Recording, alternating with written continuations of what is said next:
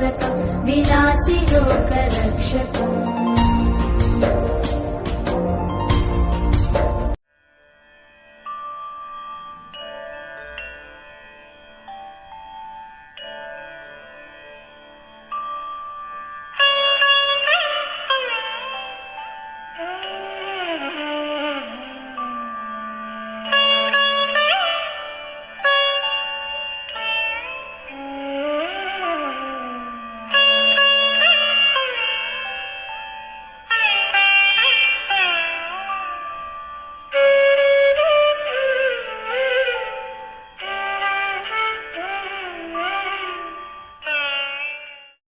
Matthew Arnold का जन्म 24 दिसंबर 1822 को हुआ। उनके पिता थॉमस अर्नोल्ड, जो रग्बी स्कूल के प्रसिद्ध प्रधानाध्यापक थे। मैथ्यू अर्नोल्ड एक ऋषि लेखक के रूप में चित्रित किया गया है, एक प्रकार का लेखक जो समकालीन सामाजिक मुद्दों पर पाठक को दंड देता है और निर्देश देता है। वे 35 वर्षों तक स्कूल के निरीक्षक भी रहे और राजविलियम माध्यमिक शिक्षा की अवधारणा का समर्थन किया। दुनिया का एक आदमी पूरी तरह से सांसारिकता से मुक्त है और पंडित्व के मामूली निशान के बिना पात्रों का आदमी है। मैथ्यू के लेखन में अक्सर अपने शहरी के बीच स्पष्ट विरोधाभास, विवाद में तुच्छ तरीके और उनके आलोचनात्मक विचारों की उच्च गंभीरता और उदासी उनकी अधिकांश कविताओं के लगभग वादी नोट के बीच अपने समकालीनों को परेशान करते थे और कभी कभी नाराज करते थे। अर्नोल्ड की साहित्यिक समीक्षा उनकी सामाजिक एवं सांस्कृतिक समीक्षा का ही अंग है।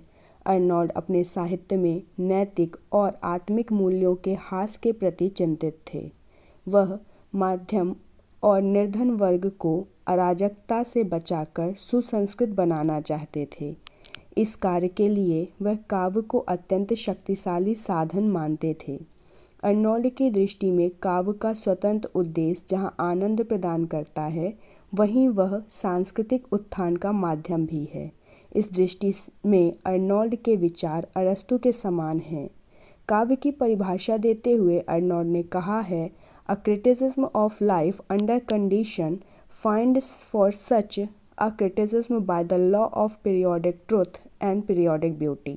अर्थात काव्य जीवन की आलोचना है और यह आलोचना काव्य सत्य एवं काव्य सौंदर्य के नियमों द्वारा निर्धारित परिस्थितियों में होती है।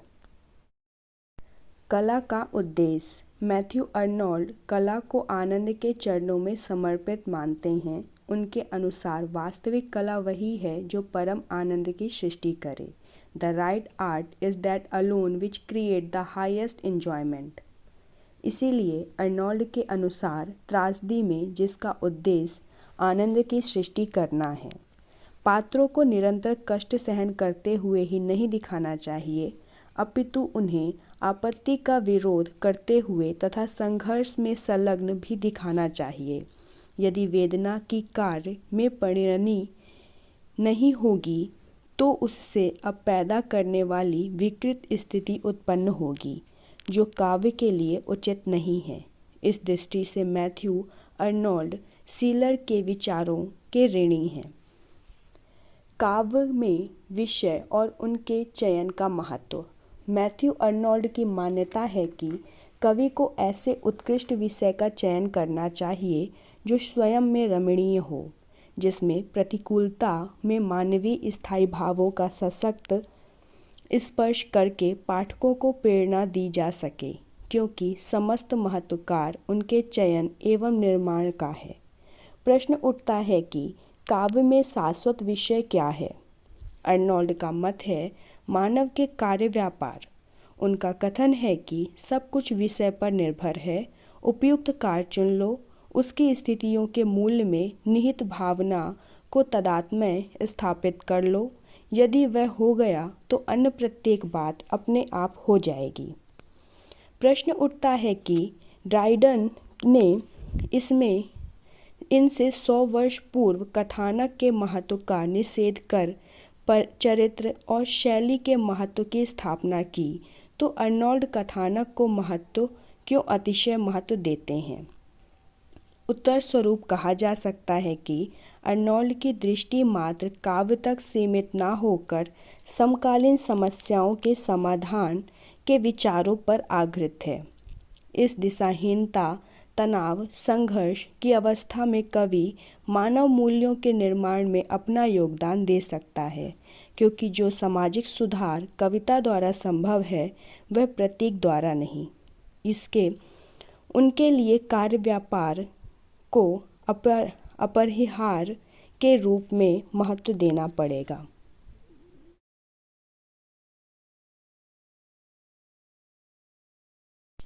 मैथ्यू अर्नोल्ड कार्य व्यापार द्वारा मानव स्वभाव के शाश्वत भावों और अनुभूतियों के उद्बोधन की घोषणा करते हैं, जो आचार्य शुक्ल के विचारों के निकट है। आचार्य शुक्ल की कविता क्या है निबंध में मूल रूप से और मूल व्यापार की प्रतिष्ठा करते हैं। अंतर केवल इतना है कि जहाँ अर्नोल्ड प्राचीन काव्य परंपरा के महत्व पर बल देते हैं, वहाँ आचार्य शुक्ल समकालीन कार्य व्यापारों पर उतना ही बल देकर संतुलन उपस्थित करते हैं। अब समस्या यह है कि काव्य का यह विषय किस युग से चुना जाए। अर्नोल्ड का मत है कि कवि मानव की मूल अनुभूतियों को छू सकने वाली वस्तु का चयन कहीं से भी एवं किसी भी युग से कर सकता है, किंतु उसके लिए वर्तमान की अपेक्षा अतीत अधिक उपयुक्त है। वस्तुतः अर्नोल्ड यह मानते हैं कि समकालीन जीवन से श्रेष्ठ कार्य व्यापार की उपलब्धि संभव नहीं है। उनकी मान्यता है कि समकालीन विघटन और अराजकता भरे युग से उत्कृष्ट कार्य व्यापार प्राप्ति संभव नहीं है, किंतु अर्नोल्ड के उपरांत काव्य, कला और साहित्य का जो विकास हुआ है वह इस बात का प्रमाण है कि समकालीन जीवन से विषय ग्रहण करके भी उत्कृष्ट काव्य का निर्माण संभव है। नाटक के क्षेत्र में जॉर्ज वायंडसा, उपन्यास में जोला तथा नई कविता के विकास में अर्नोल्ड के इस मत को असत्य सिद्ध किया है।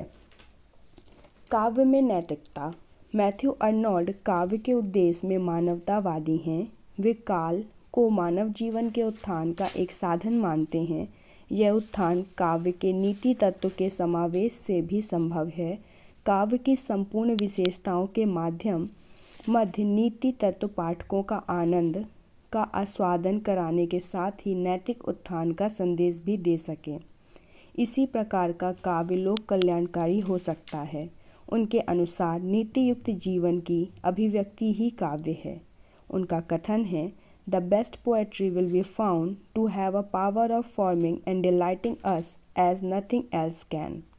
अर्थात सर्वोच्च कविता वह है जिसमें हमारे निर्माण और आनंद प्रदान करने की ऐसी शक्ति हो जो अन्य में नहीं हो सकती। अतः अर्नोल्ड की मान्यता के अनुसार जिस काव्य में नीति के विरुद्ध विद्रोह है उसमें जीवन के विरुद्ध विद्रोह है, और जो काव्य नीति के प्रति उदासीन है वह जीवन के प्रति उदासीन है। उनके इस कथन से स्पष्ट है कि वे नीतियुक्त जीवन को ही जीवन मानते हैं और काव्य इसी जीवन का प्रतिबिंब है। निष्कर्ष।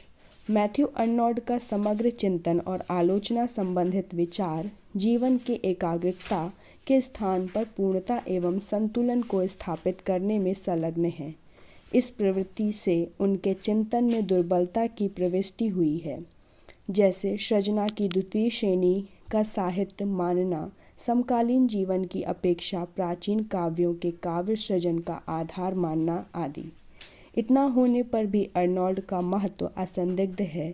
मैथ्यू अर्नोल्ड का प्रभाव काफ़ी समय तक पाश्चात्य आलोचना जगत पर छाया रहा है। जैसे ड्राइडन के समय में अरस्तु को प्रमाण माना जाता था, वैसे ही 19वीं सदी में अर्नोल्ड को माना जा रहा है। आभार। मैं हमारी आदरणीय प्रोफेसर ललिता रामेश्वर को बहुत आभार व्यक्त करती हूँ।